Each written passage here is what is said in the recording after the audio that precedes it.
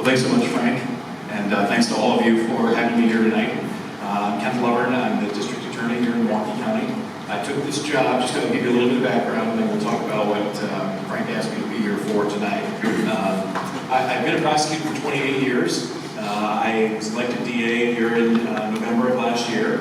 Prior to that, I was the chief deputy district attorney when John Chisholm was the DA. So we have a large office with 125 lawyers and about 200 support staff downtown at Children's Court. And so my job for the last 17 years was to be essentially the managing attorney of our office, running our office, hiring administrative, some corporate work along the way, and then I ran for DA in this last year, was elected in this last year. So one of the things that I'm married, I've got a couple boys. This has been kind of an interesting week for us because we took our boys to school into a job down in Arizona, so wife and I are empty nesters, so we had that transition at the beginning of a road trip we took to Phoenix, just to tell you a little bit about myself, and drove them down there 10 days ago, dropped them off, got them all settled in, and then we flew back to where I'm from originally, which is Wichita, Kansas, and we threw an 80th birthday party for my parents at their residential community that they live in, and we had about 100 people there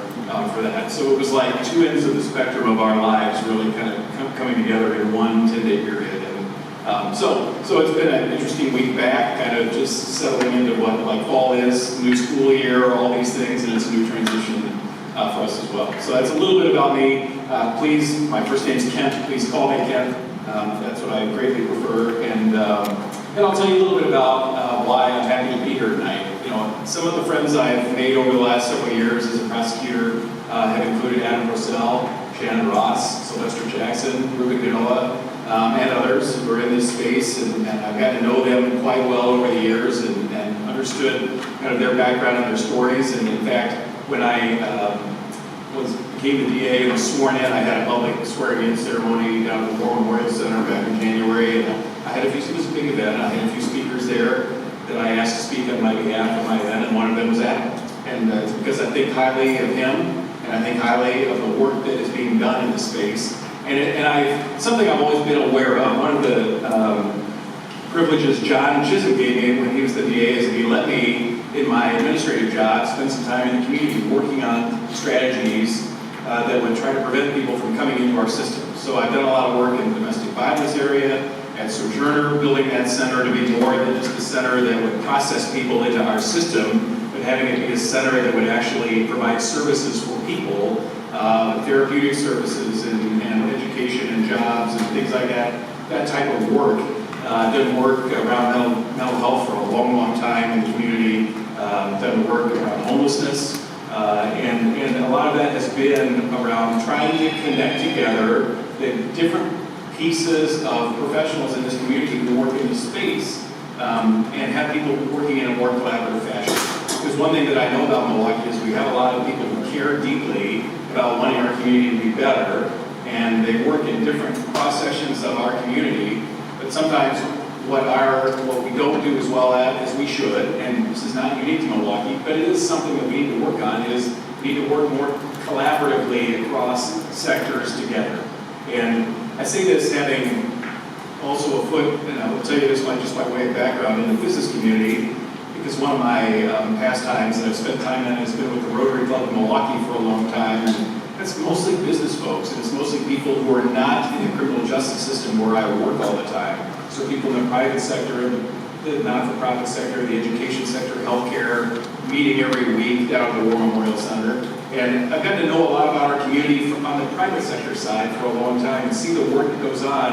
And then I see in our community, in our system, in the criminal justice system where I've worked now for 28 years, you know, what happens when we don't have adequate housing for people, when we don't have adequate economic opportunity for people, when people don't get the treatment they need, when they're struggling with either a mental health issue or an addiction, when early signs of people struggling aren't met early on, and then really bad things happen, and we respond with the sledgehammer that we have in our system. I mean, I've seen that over and over again, and one of the things that I think we have work to do out in this community, and that I can be a part of, and intend and have been a part of for a long time actually, is trying to develop strategies that make us healthier and safer by having more economic opportunity for people. I mean, at the end of the day, crime does not occur, and I said this very publicly, I've said it repeatedly to every audience I've been in front of, okay, the business community, any community in any neighborhood. Crime doesn't occur in neighborhoods where there's economic stability and there's housing stability. It just doesn't occur. So what's the answer for us as a community? And that is to increase that for everybody. Everybody deserves that. Just like we say everyone in every neighborhood deserves safety, everyone in every neighborhood deserves opportunity.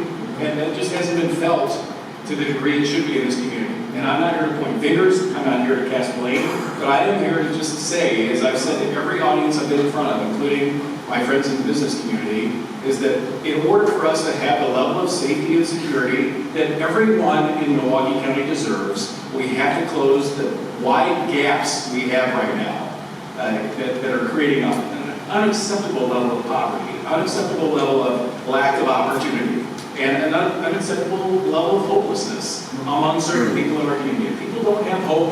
They do not believe that they have a future that they can be a part of. If they do not see themselves as part of a community, they're not going to feel safe and secure in their daily lives. They won't feel a sense of safety or security about themselves, nor will they regard anyone else in that way either. And that's what we're struggling with right now, fundamentally, is this lack of hope and opportunity by too many people in our community. And it's a major public safety issue.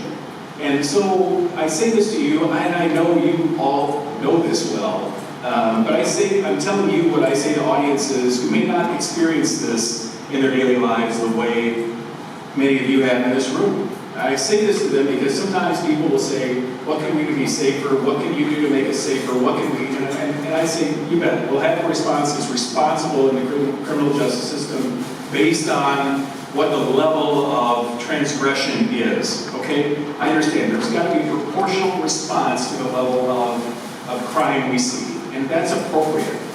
I don't think anyone disagrees with that. But if we want the level of true safety and security that everyone deserves, this is something that everyone needs to be invested in. It's not just something that we wait for police, prosecutors, judges, corrections to get involved in and decide that's who solves and makes us safe. Public safety is an issue that is directly related to healthcare outcomes, economic opportunity, housing, education, all the things that fundamentally make a community healthy. And so I say this back to the business community, right, or to my friends in the Rotary Club, or to my friends who are running foundations who are very generous in this community when they ask, what can we do to be safer? And the answer is we have to be thinking about this thing in a much earlier stage before we call the police. Because once we're calling the police, we're operating in a crisis. And too often as a society, we wait for that to be the solution to our public safety issues. And I think we need to think more upstream around how safety, health, and economic opportunity all relate to one another.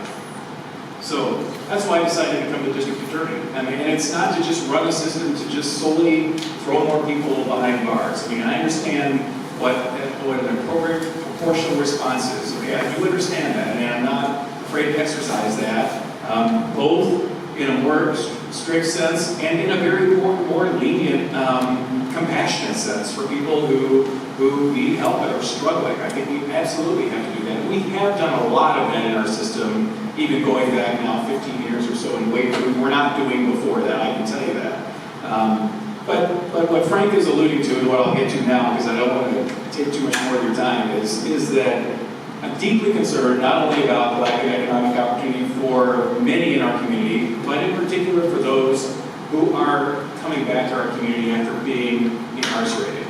And many who I have now met personally, who I have spent hours with, just sitting, talking with, who I have at least some semblance of understanding of their experience, and that's about all maybe I'll ever manage, given what they've gone through, is that we have a number of people who have gone through this experience who have a lot to offer this community, who have talent, who have maturity, who have lived experience, and who deeply care about the welfare of this community. Many who said to me, I want to be a role model and a mentor to the young people in this community who I see struggling right now.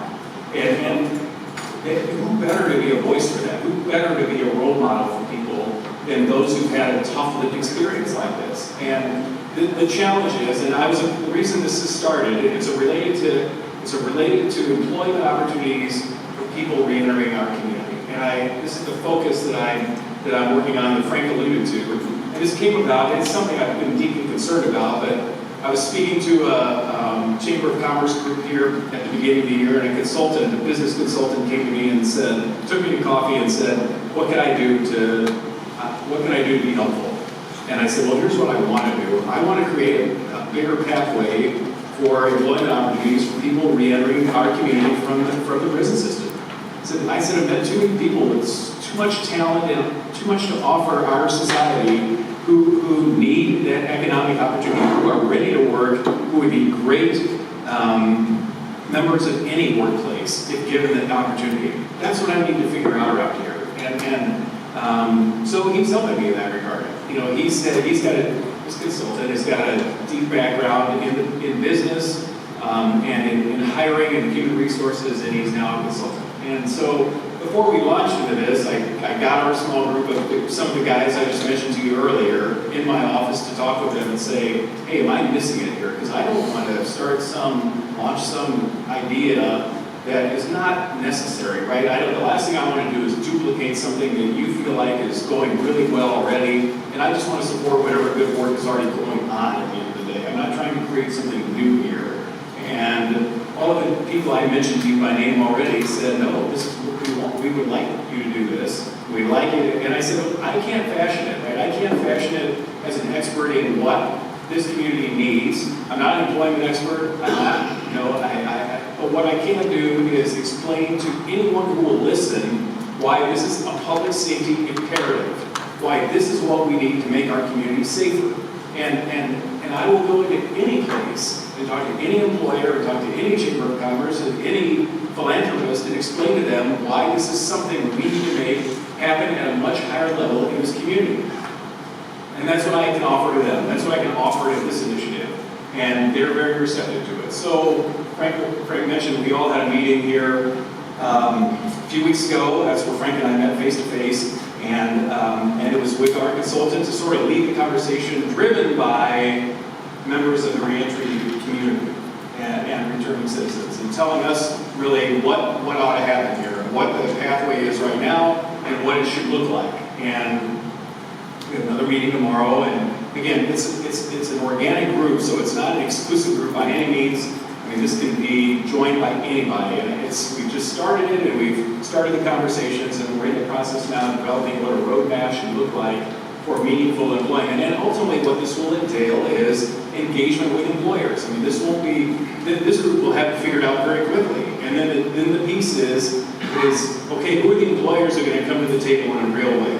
And that's what I hope to help make a reality. I don't know if I can. I'm not suggesting I can just wave a magic wand and make that happen.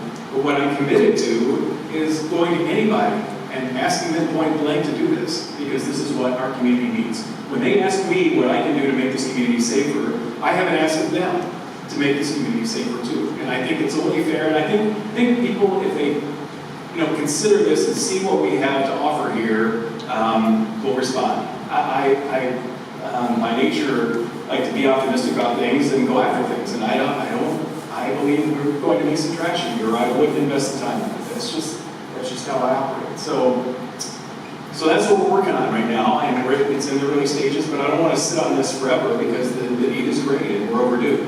Yeah? I think you really have to have the schools involved, because that's really a core reason why people aren't able to get jobs. Yeah. Because the schools are not graduating people that are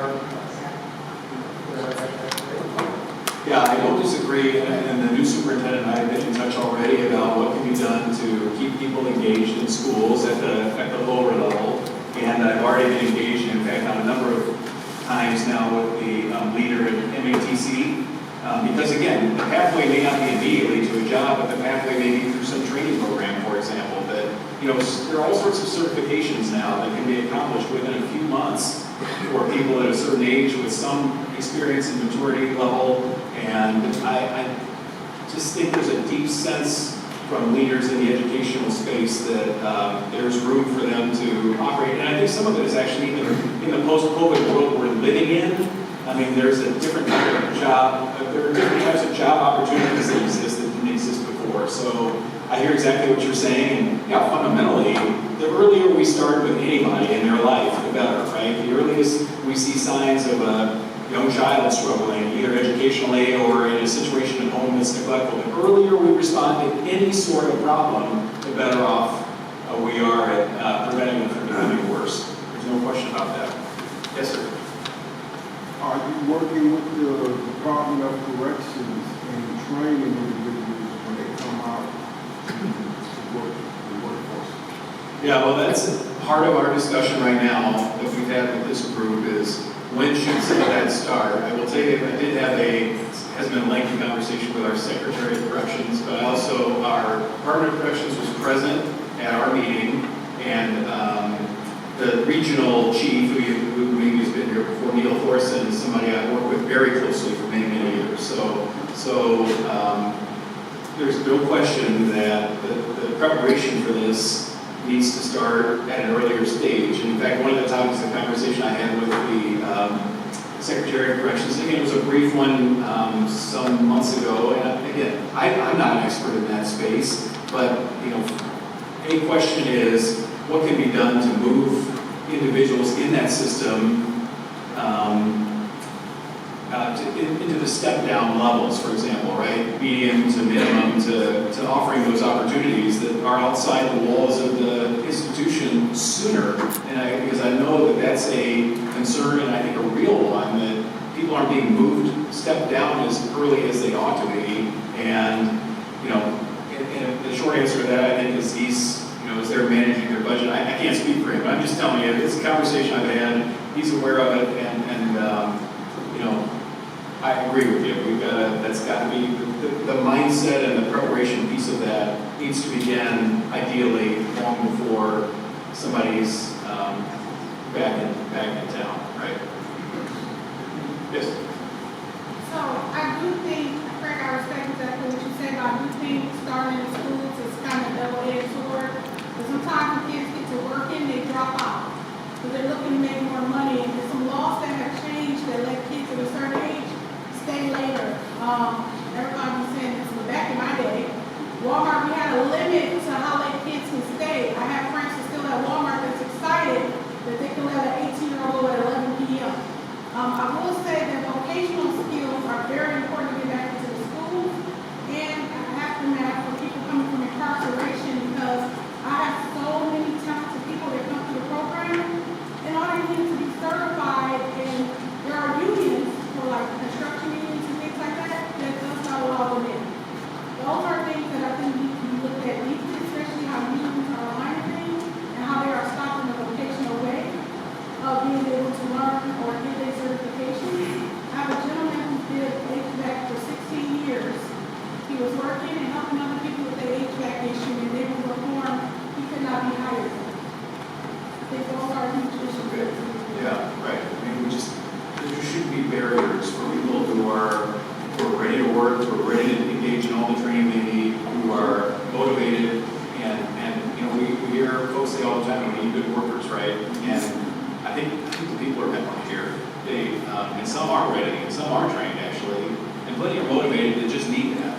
And we need to put those pieces together better. And again, anyone who knows me I would never suggest that I'm going to come in here and fix all this. That's not the issue. That's not my mindset. But I've been in this community a long time. I've been a prosecutor for 28 years, and we have to do something about the disparities in this community. It's just not. We have so many good things in this community that other cities will never have. And we've got these gaps. And until we narrow those gaps, we won't achieve the potential this community really, really has. Yes? So, previous comments on Maxwell, kind of soundbites with the news. Do you think the average citizen understands this, and also kind of politicians? Because get the soundbites, and I never had a chance to put in the news, really, because obviously policy.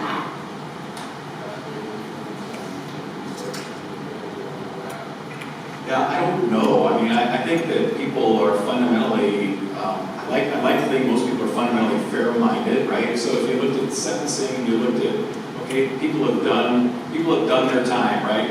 If you look at it just that way, like why should we care about people who have been to prison and are now back? Okay, well, they committed their offense, they served their sentence, they have redeemed themselves in the sense of doing what we asked them to do as part of that sentence, and now they're back wanting to be part of our community. Why shouldn't we want that to happen, right? And if you say it that way, I think, and when we know that if there's not a proper level of opportunity given to people, they have basically a 60% chance of returning right back to the prison system.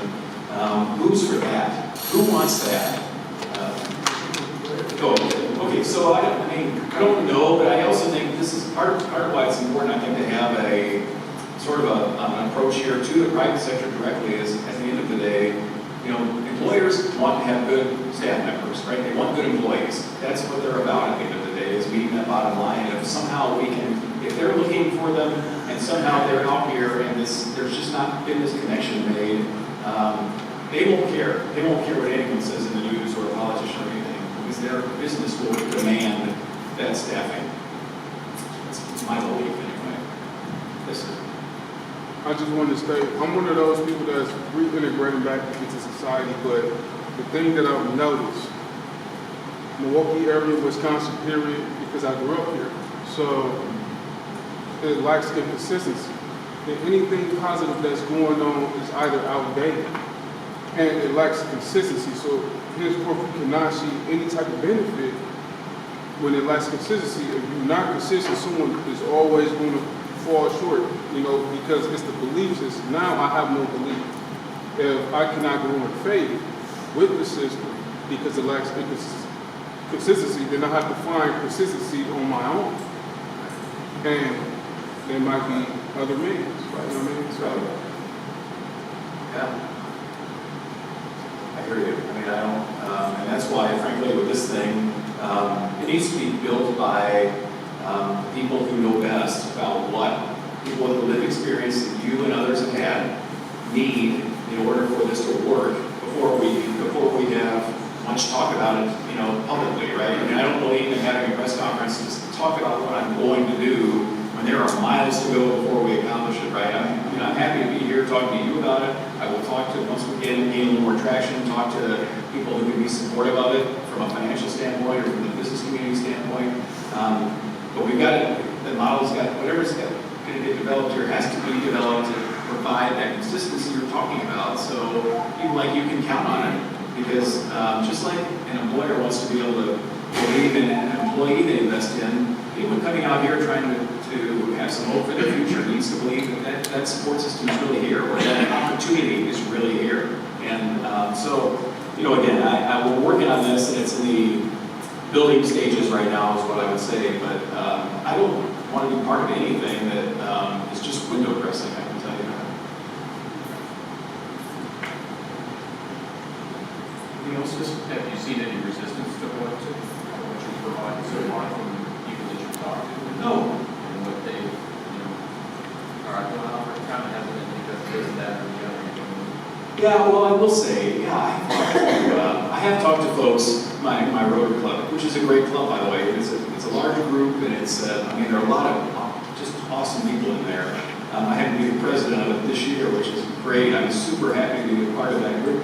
So I will say, in that group, sometimes I've talked to friends of mine who, let's say, have been in the employment places for years, right, employed people, and when I talk to them about this a little bit, like, I gave so-and-so a shot years ago, and I did this, and it didn't work out. And it's not like they've given up on it, but I have talked to people who are like, I wish I would they want something to work, and others who have employed people who are returning citizens and have had great success. So, I think we have to build on the ones that have been successful, and there are plenty of people who I think would give it a shot again, even if it didn't work out the first time. So, again, when you talk about it, different people respond to different messages about the same thing, right? And nobody likes the idea of 60% of people going back to prison, right? Whether you believe that's right or wrong, or whether you believe it's just too expensive, right? Whether you believe, that happens then when somebody's re-offended and somebody's hurt by that, right? I mean, there's nothing good about that statistic. Nobody can like that. Nobody can find that acceptable. So some of it, I think, is about, helping people understand what happens if we don't do something differently. We can't afford not to change the way things are right now. We can't afford that. Any more questions? All right, well, this won't be the last time I'm here on a Wednesday night huddle, and I'm easy to find during the daytime. So feel free, to reach out. I'm a public servant, right? So